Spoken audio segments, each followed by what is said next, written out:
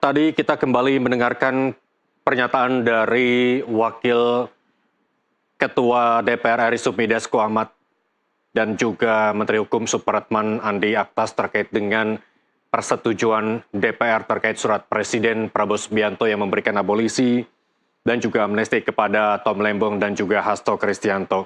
Kalau tadi kita sudah berbincang bersama anggota Komisi 3 DPR RI Nasir Jamil dan juga kuasa hukum dari Hasto Kristianto Magdir Ismail, kami akan mencoba menghubungi mantan Wakil Ketua KPK Saud Situmorang yang berada di sambungan Zoom. Selamat malam Pak Saud. Mas Irsal ya? Ya. Ya, aduh, excited banget ya semuanya ya. Karena ini malam-malam begini dapat informasi yang menurut KPK rasanya berkontraproduktif begitu ya dengan semangat untuk memberantas korupsi begitu ya. Bagaimana dengan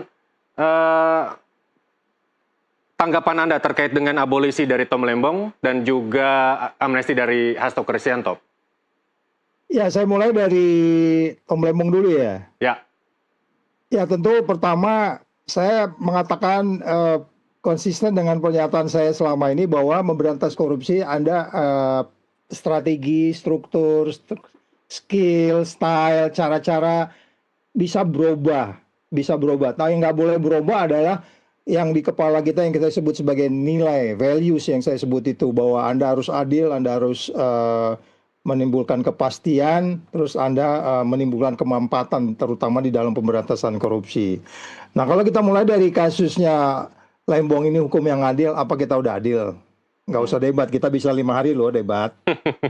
saya bisa debat Anda, Mas Irsal nih, mulai bagaimana rapat 2 Mei 2015 sampai dengan Thomas Lembong selesai 27 Juli 2016 kita bisa debat 3 hari tentang itu, Mas Irsal. Baik. Kalau mau bisa saya jelaskan. Oleh sebab itu kita bahas anak-anak yang soal tanggapan Anda ini aja terkait dengan abolisi yang akhirnya dijatuhkan oleh Presiden terhadap Tom Lembong. Iya, jadi artinya kita nggak ada keraguan bahwa apa yang disampaikan oleh Presiden itu dia sudah memiliki dasar-dasar, walaupun ada prosedur yang Kumham, prosedur MA dan seterusnya. Katakan aja beliau tidak konsultasi dengan siapapun, tapi datang dari hati nuraninya, itu pun sudah merupakan sesuatu hal yang merupakan yang saya sebut bagian dari hukum yang pasti, hukum yang adil, dan hukum yang bermanfaat tadi.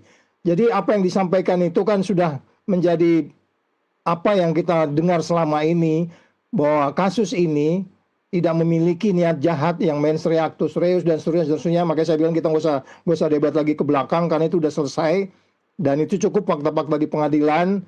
Sebab itu kelihatan kok saya waktu persidangan tuh kayak anak-anak itu nangis di bahunya Anies gitu ya kan. Jadi maksud saya sekarang kita kembali ke putusan Presiden. Presiden sudah memutuskan, saya sudah beberapa kali mengatakan di banyak media, pedang pemberantasan korupsi itu harus dipegang oleh Presiden. Dengan logika, argumentasi, nalar yang dia miliki, filosofi dan sebagainya tentu akan banyak pertimbangannya. Apalagi kalau kita masuk kepada katakanlah formil material dari kasus Thomas Lembong ini, saya pikir kalau kita lihat dari beberapa ahli, beberapa orang, beberapa masyarakat yang menggunakan logikanya, dan kita sayangkan justru 3 hakim, saya menyebutnya hakim itu DPA namanya, Denny, terus kemudian Purwanto sama Alif itu ya, itu benar-benar, makanya kemarin kan dia dilaporkan itu ke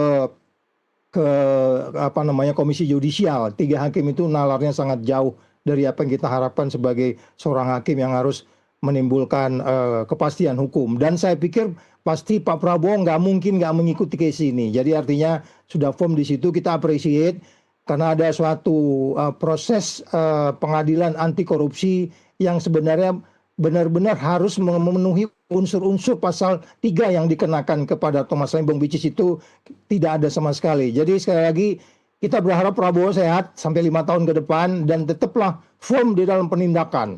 Oke, saya bisa masuk ke kasus Hasto nggak? Silakan. Nah, kalau Hasto memang agak sedikit beda. Saya sebagai yang pernah lama di KPK, memang OTT itu ada hal yang kita sebut tidak ada keraguan siapa yang berikutnya, bagaimana ini dikembangkan dan seterusnya. Bagaimana juga proses hari itu ada terjadi sesuatu. Tapi sekali lagi saya konsisten dengan omongan saya sebelumnya, cara kita mengadili Hasto ini yang tidak baik, yang tidak benar, yang tidak jujur, yang tidak adil, yang tidak menimbulkan kepastian. Katakan formil materinya kita berdebat, tapi cara mengadilinya yang tidak baik. Kalau saya katakan ini diadili dengan benar, jangan lupa Mas, bahwa saat ini penerima uang itu sudah di luar penjara. Artinya kalau kita benar-benar lakukan waktu itu penindakan dengan benar, Hasto sudah nggak di dalam gitu, bukan lagi sekarang ini. Itulah sebabnya kenapa kemudian saya selalu protes dengan pergantian undang-undang KPK itu, sehingga kemudian KPK menjadi seperti diremot dari luar gitu ya. Nggak ya dong. Begitu selesai dilantik sehari kok langsung dilakukan penindakan terhadap Hasto. Formil materi Hasto kita bisa debat.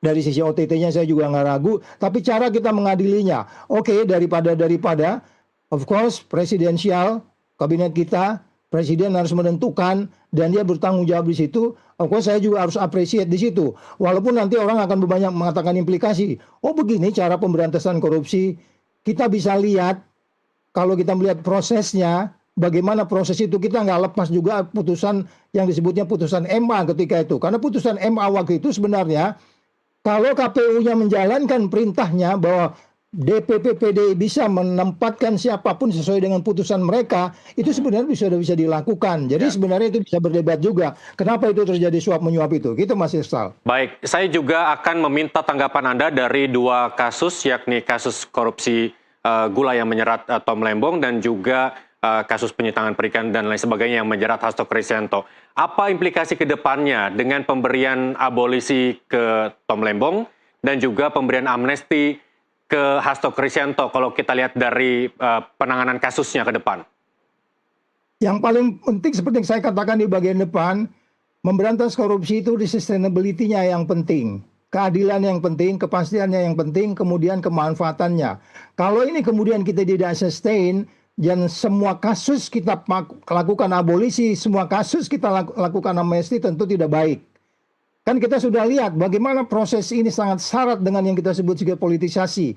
Semua orang tidak ragu di situ. Oleh sebab itu kalau memang kita mau pakai wisdom crowd, masyarakat juga memahami itu gitu. Karena ada yang lebih besar. Saya tidak mengatakan bahwa ada kasus kerugian negara di dalam Hasto, terus kemudian ada kerugian negara di dalam Tom Lembong. Kalau kita masuk ke formil materialnya, ya signifikansi daripada kasus ini diangkat ke permukaan dibandingkan dengan kasus-kasus besar lain yang harus ditangani oleh KPK atau dibandingkan juga kasus-kasus lain yang harus ditangani kejaksaan, itu menjadi sebuah yang menjadi perdebatan kita untuk ke depan, apa yang disebut sebagai efek jerah. Anda menghukum Lembong, efek jerah apa yang mau Anda ambil? Anda menghukum Hasto, efek jerah apa yang mau Anda ambil di situ? Dibandingkan umpamanya kalau kita katakan kasus-kasus yang lebih besar. Jadi itu yang sebutnya hukum itu tidak memandang dari bagaimana itu tertulis saja. Karena itu sebabnya sosiologi menjadi lebih penting, politik menjadi lebih penting, dan Prabowo sudah menyelesaikan itu. Pertanyaan kembali Mas Ishak, bagaimana ke depan? Ke depan yang penting adalah yang saya sebut sebagai sustain di dalam memberantas korupsi, dan sekali lagi masuklah pemberantasan korupsi itu apa yang disebut sebagai unsur-unsur yang akan kita gunakan di dalam pemberantasan korupsi, dan hindari politisasi. Dan saya katakan untuk mengurangi ketidakpastian ini, karena ini ketidakpastiannya bisa akan ada berdebat juga kita, kalau di Indonesia koruptor dimaafin dan sebagainya. Oleh sebab itu kita harus atasi dengan kepastian baru yang berulang-ulang saya katakan, Pak Prabowo please Pak, kembalikan undang-undang KPK supaya kemudian KPK ini pemberantasan korupsi di Indonesia sebagaimana seperti semula, sebagaimana seperti yang sudah jalan mulai dari undang-undang KPK dibuat sampai 2019, indeks persepsi korupsi kita naik 20, 30 sampai 40, dan kita berharap di era Prabowo selesai, kemudian kita bisa indeks persepsi korupsi di atas Malaysia, di atas Timor Leste. Tapi sekali lagi supaya implikasi yang Mas Yesal tadi katakan tidak banyak efek negatifnya, saya lebih cenderung Pak Prabowo bikin saja Perpu, kembalikan undang-undang KPK, itu akan lebih safe, lebih aman, dan lebih pasti, dan lebih bermanfaat. Gitu Mas Irsal. Baik, Pak Saud, kalau secara hukum keseluruhan dengan